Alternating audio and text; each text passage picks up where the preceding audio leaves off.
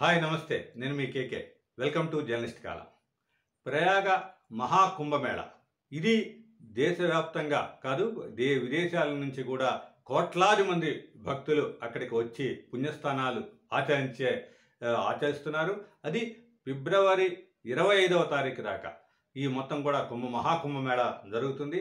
కాబట్టి అక్కడికి వెళ్ళే తెలుగు రాష్ట్రాల నుంచి వెళ్ళే భక్తుల కోసం, వీళ్ళు పుణ్యస్థానాలు ఆచరించాలి అనుకునే వాళ్ళ కోసం మొత్తం కూడా అక్కడ ఉన్న సమగ్ర వివరాలు, ఎలాంటి పుణ్యస్థానాలు ఎక్కడ ఆచరించాలి, ఏ ఏ సెక్టార్లలో ఏ ఏ వసతులు ఉంటాయి, అక్కడ సెక్యూరిటీ పరంగా ఏముంటుంది, భోజనాలు ఏర్పాట్లు ఎక్కడుంటాయి, తర్వాత బస చేయడానికి ఏ ఏ కాస్ట్లో ఉంటాయి అనేది మొత్తం అన్ని వివరాలని కూడా ఈ వీడియోలో చెప్పే ప్రయత్నం చేద్దాం. అయితే దీంట్లో ఈ చివరి దాకా కూడా ఈ వీడియోని చూసి మొత్తం వివరాలు తెలుసుకున్న తరువాత వెళితే మొత్తం కూడా కుంభమేళాలో ఇబ్బందులు పడకుండా ఉండే పరిస్థితి ఉంటుంది. కాబట్టి తెలుగు వాళ్ళంతా కూడా కుంభమేళాకి వెళ్ళాలనుకునేవారు, లేకపోతే స్నేహితులు కానీ బంధువులు కానీ వెళ్తుంటే వారికి కూడా ఆ వివరాలను అందించే ప్రయత్నం చేయండి. కాబట్టి చివరి దాకా కూడా ఈ వీడియోని చూసి వివరాలన్నీ కూడా తెలుసుకొని మా ఛానల్ని కూడా సబ్స్క్రైబ్ బటన్ నొక్కి సపోర్ట్గా నిలవండి. మహాకుంభమేళాకి వెళ్ళే తెలుగు వాళ్ళంతా కూడా ట్రైన్ ద్వారా వెళితేనే మంచిది. బస్సు ద్వారా వెళితే 16 కిలోమీటర్ల దూరంలోనే పోలీసులు మిమ్మల్ని ఆపేయటం జరుగుతుంది. అక్కడి నుంచి నడుచుకుంటూ మేళాకి వెళ్లాల్సిన పరిస్థితి. అదేవిధంగా కుంభమేళాకు వెళ్ళిన వారి సౌకర్యం కోసం ప్రభుత్వం మేళాని సెక్టార్లుగా, కార్టూన్ పాయింట్స్గా, ఘాట్స్గా విభజించింది. వాటిపై అవగాహన పెంచుకొని వెళ్తేనే అక్కడ అసలు పరిస్థితి అర్థమవుతుంది. లేకపోతే ఎటు వెళ్ళి ఎటు వస్తారో మీకు అర్థం కాని పరిస్థితి ఉంటుంది. మొత్తం 14 సెక్టర్స్గా ఈ కుంభమేళా ఉంటుంది. దీంట్లో 16, 17 కార్టూన్ పాయింట్స్ ఉంటాయి. నది మధ్యలో బ్రిడ్జిలు నిర్మించారు. వాటినే కంటూన్ పాయింట్స్గా పిలుస్తుంటారు. మరొక ప్రయాగ్రాజ్ని 3గా విభజించారు. దీనిని అంటే మొత్తం ఈ కుంభమేళాని 3గా విభజించడం జరిగింది. దీంట్లో 1 జుస్సి, 2 హరిలాగంజ్, 3 సంగం. నదికి కుడివైపు జుస్సి ఉంటుంది. దీనిలో సెక్టార్ 12 నుంచి 21 వరకు కూడా ఉంటాయి.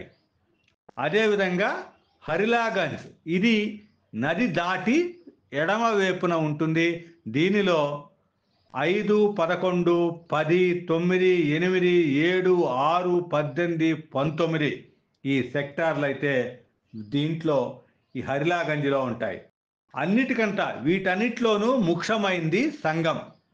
ఇది మెయిన్ రోడ్డుకి దగ్గరలో ఉంటుంది. దీనిలో సెక్టార్ 3, 4 ఉంటాయి.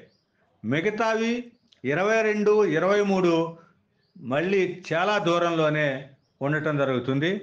ఇక వసతి విషయానికి వస్తే, యాత్రికుల భక్తుల వసతి విషయానికి వస్తే, సెక్టార్ 6లో టీటీడీ వాళ్ళు వెంకటేశ్వర స్వామి గుడి కట్టడం జరిగింది. దానిని అందరూ కూడా తెలుగు వాళ్ళంతా కూడా తప్పకుండా చూడాల్సిన పరిస్థితి. కానీ అక్కడ స్టే చేయటానికి మాత్రం అనుమతించరు.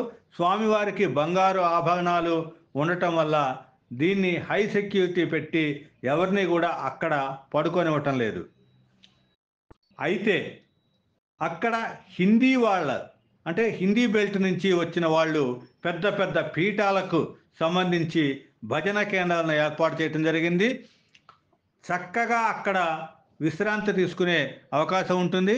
ముఖ్యంగా సెక్టార్ 18లో స్టే చేయటానికి, అది నదికి 100 మీటర్ల దూరంలోనే అవి ఉంటాయి. కాబట్టి అక్కడ స్టే చేయటానికి మంచి అవకాశంగా ఉంటుంది. అదేవిధంగా సెక్టార్ 19, 18, 20 ఈ సెక్టార్స్లో నాగసాధువులు, అఘోరాలు ఉంటారు. వాళ్ళ దగ్గరికి వెళ్తే ఎంతో ప్రేమతో వారు తమ దగ్గరే ఉండమంటారు. చక్కగా ఉండొచ్చు. సెక్టార్ 1లో ప్రైవేట్ సదుపాయాలు అయితే ఉంటాయి. దానికి రోజుకి 200 రూపాయల వరకు కూడా ఛార్జ్ చేయటం జరుగుతుంది. ఇక అన్ని సెక్టార్లలోనూ పెయిడ్ వసతులు కూడా ఏర్పాటు చేయటం జరిగింది. ఇక్కడ మేము పే చేయగలం, దాన్ని భరించగలం అనుకునే వాళ్ళకైతే రోజుకి 1000 రూపాయల నుంచి 2000 వరకు కూడా తీసుకునే వసతి ఏర్పాట్లయితే అక్కడ ఉంటాయి. ఒక్కొక్క దానిలో కూడా నలుగురు సభ్యులు అక్కడ ఉండే అవకాశం అయితే ఉంటుంది. ఇక భోజనం సదుపాయాల విషయానికి వస్తే అన్ని సెక్టార్లలో ప్రసాదాలు, భోజనాలు నిరంతరం ఉంటాయి. మొత్తం ఉత్తరాది వంటకాలన్నీ కూడా అక్కడ ఫ్రీగా భోజనం చేసే అవకాశం అయితే ఉంటుంది.